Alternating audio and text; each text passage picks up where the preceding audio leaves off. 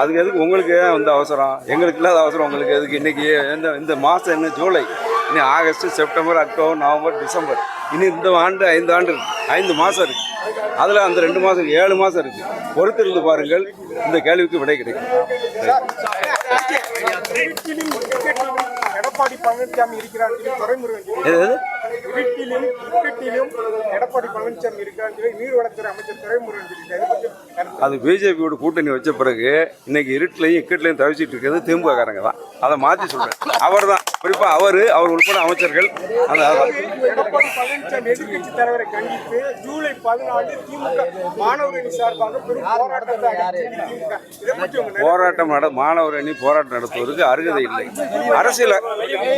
அரசியலாக்குகின்றார்கள். ஏனென்று சொன்னால் அவர் சொல்வதை புரிந்து கொள்ள, தமிழ்நாட்டில் இந்தியாவிலேயே கொரோனா காலத்தில் கல்வி நிலையங்கள்லாம் மூடப்பட்டிருக்கின்றது.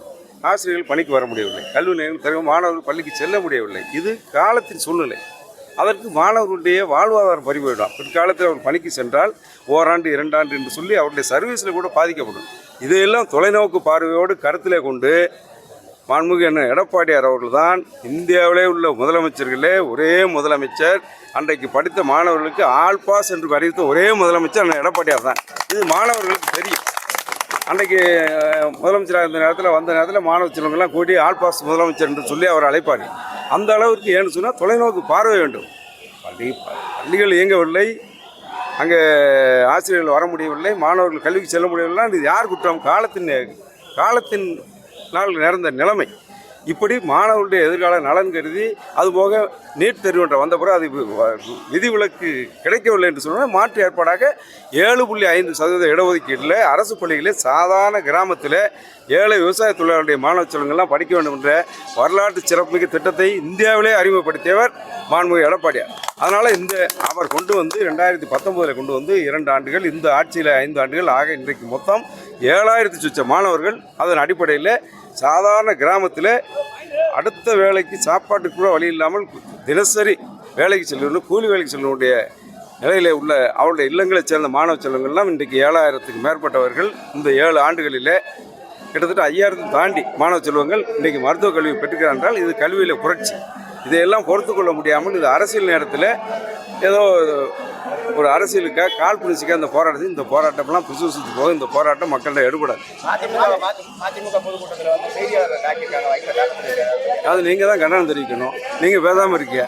இல்லை, இது வந்து தமிழ்நாடு அளவில் இன்றைக்கி பத்திரிகையாளர்கள் ஊடகவியாளர்கள்லாம் இதுக்குள்ளே உங்கள் சங்கம் இருக்குது.